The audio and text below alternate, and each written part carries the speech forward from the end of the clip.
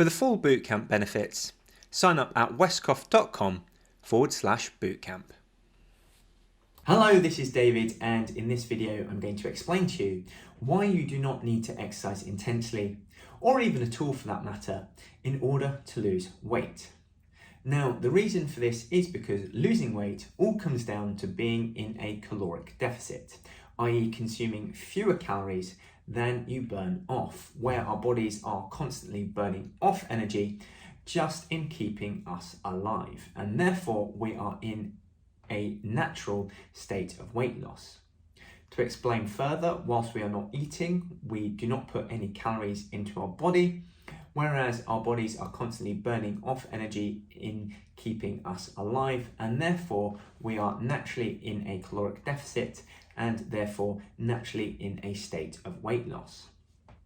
Hence, whenever anybody puts on weight, this is always down to the fact that they consume more calories than they expend over a given time frame, and hence losing weight or gaining weight always comes down to the quantity of the food or quantity of calories that you are eating, as opposed to the level of exercise that you are undertaking. However, having said that, exercise is still a valuable tool in helping us to lose weight and can even make the process easier over the long run. Now, the reason for this is because naturally exercising means that we burn off calories, and hence we can either increase the caloric deficit and therefore the amount of weight that we are burning off whilst eating the same quantity of food, or we can either maintain a similar caloric deficit whilst eating more food because we've also increased the amount of calories that we burn off over the course of any given time frame through that additional exercise that we are undertaking. And if you're able to eat more food, that means you are going to feel more satiated, you're going to feel less hungry, and therefore that is going to make the process easier for you. Hence, whenever considering undertaking exercise or the quantity of food that you want to eat when trying to lose weight, ultimately the best balance comes down to being able to maintain the stress put on your body through exercise, as well as how satiated you feel through the quantity of the foods that you eat, bringing down the stress levels in both of those areas to a manageable level. So we want to increase that caloric deficit. It's the highest caloric deficit we can sustain whilst the level of stress on our body is at its lowest, both through the amount of exercise that we undertake as well as through the quantity of the foods that we are eating. And naturally on this side, the quantity of food that we are eating,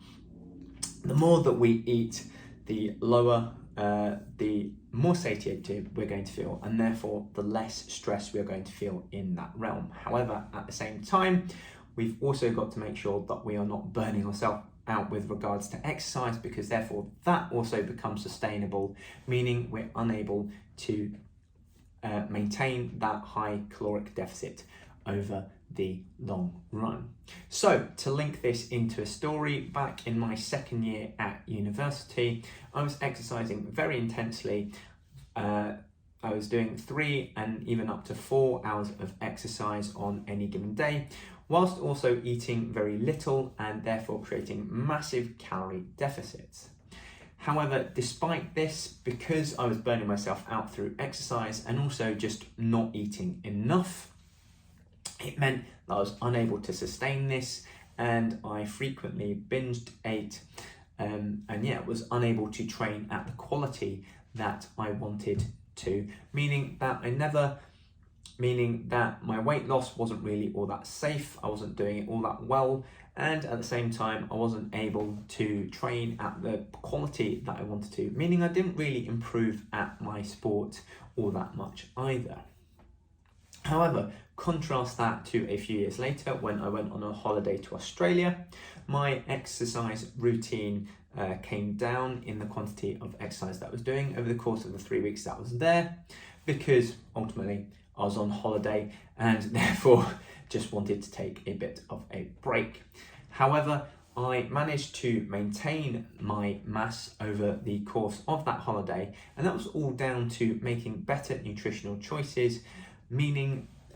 allowing me to stay at maintenance level of calories, as opposed to typically what happens on a holiday when people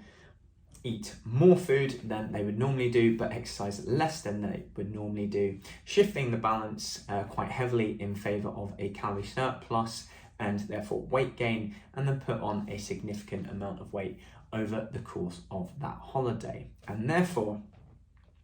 that is just a short story to embed the idea that largely it is the quantity of food or calories that you are eating, as opposed to the level of exercise that you're doing, which contributes to either weight loss or weight gain. So that brings me on to today's task, which is to log some exercise in MyFitnessPal after undertaking it. Now, the reason that I want you to do this is just for you to get an idea as to how many calories that you burn off through exercise. So this is best done by if you have a sports watch or health tracker where you can track the number of calories that you burn off. However, appreciate that those can be expensive, and therefore that not everyone has one, and so MyFitnessPal quite handily enables you to estimate the amount of calories that you burn off through having a number of exercises in its database, which you can select. You can then put in the duration that you sustained that exercise and intensity level for, and MyFitnessPal will output an estimate of how many calories you burnt off based on your physical characteristics that you've already inputted into the app. And again, this is just to get to an idea of how many calories that you actually burn off during exercise, and hopefully it will make you realize that in comparison to that which you burn off because your body is merely keeping yourself alive, it is quite a lot less than you would think, meaning the majority of the calories that you burn off ultimately comes down to your body just undertaking those necessary functions just to keep yourself going. And then once you've done that in MyFitnessPal, write a comment below saying what activity you did, how long you did it for, and what intensity level you undertook it at, i.e. so if you went for a walk, how long did you go for that walk, and what pace did you maintain, how many kilometers or miles per hour did you sustain that for, and then similarly also put down a number as to how many calories that you burn off. So once you've done that, that's all there is for today. So thank you very much again for watching, and I'll see you again next time. Subscribe to my channel to make sure that you're notified of whenever I upload any new videos. Click on the thumbnail to watch another video of mine, or for my fellow master swimmers, to gain clarity and confidence on how to eat in order to improve your swim times, head to westcough.com/masterclass.